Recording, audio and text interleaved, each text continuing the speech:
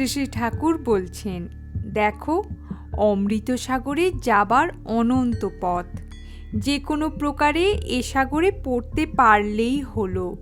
মনে করো অমৃতের একটি কুণ্ড আছে, কোনো রকমে এই অমৃত একটু মুখে পড়লেই অমর হবে। তা তুমি নিজে ঝাঁপ দিয়েই পড়ো, বা সিঁড়িতে আস্তে আস্তে নেমে একটু খাও, বা কেউ তোমায় ধাক্কা মেরে ফেলেই দিক, একই ফল। একটু অমৃত আস্বাদন করলেই অমর হবে। অনন্ত পথ, তার মধ্যে জ্ঞান, কর্ম, ভক্তি। যে পথ দিয়া যাও আন্তরিক হলে ঈশ্বরকে পাবে। মোটামুটি যোগ 3 প্রকার: জ্ঞানযোগ, কর্মযোগ আর ভক্তিযোগ। জ্ঞানযোগ: জ্ঞানী ব্রহ্মকে চায়, নেতি নেতি বিচার করে। ব্রহ্মসত্য, জগৎ মিথ্যা, এই বিচার করে। সৎ সৎ বিচার করে। বিচারের শেষ যেখানে, সেখানে সমাধি হয় আর ব্রহ্মজ্ঞান লাভ হয়। কর্মযোগ: কর্ম দ্বারা ঈশ্বরে মন রাখা। তুমি যা শিখাচ্ছ, অনাসক্ত হয়ে প্রাণায়াম, ধ্যান ধারণাদি কর্মযোগ। সংসারী লোকেরা যদি অনাসক্ত হয়ে ঈশ্বরে ফল সমর্পণ করে, তাতে ভক্তি রেখে সংসারের কর্ম করে, সেও কর্মযোগ।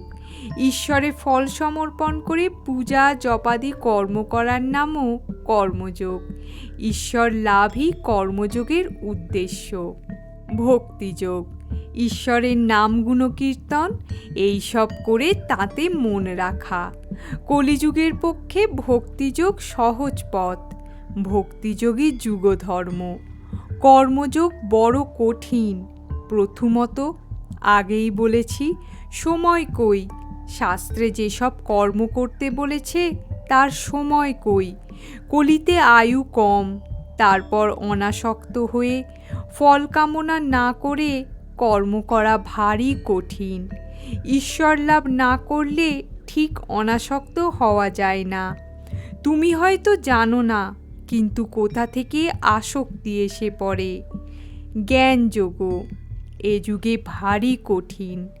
জীবের একে অন্নগত প্রাণ, তাতে আয়ু কম, আবার দেহ বুদ্ধি কোনো মতে যায় না। এদিকে দেহ বুদ্ধি না গেলে একেবারে জ্ঞানই হবে না।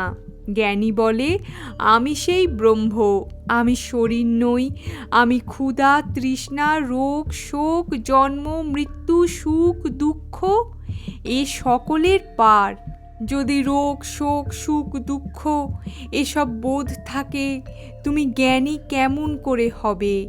এদিকে কাঁটায় হাত কেটে যাচ্ছে, দরদর করে রক্ত পড়ছে, খুব লাগছে, অথচ বলছে, কই হাত তো কাটে নাই, আমার কি হয়েছে?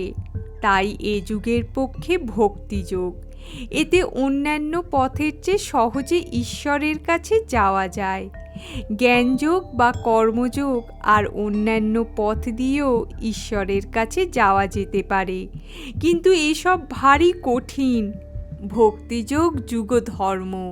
তার এ মানে নয় যে ভক্ত এক জায়গায় যাবে, জ্ঞানী বা কর্মী আর এক জায়গায় যাবে। এর মানে যিনি ব্রহ্মজ্ঞান চান, তিনি যদি ভক্তিপথ ধরেও যান, তা হলেও সেই জ্ঞান লাভ করবেন। ভক্তবৎসল মনে করলেই ব্রহ্মজ্ঞান দিতে পারেন।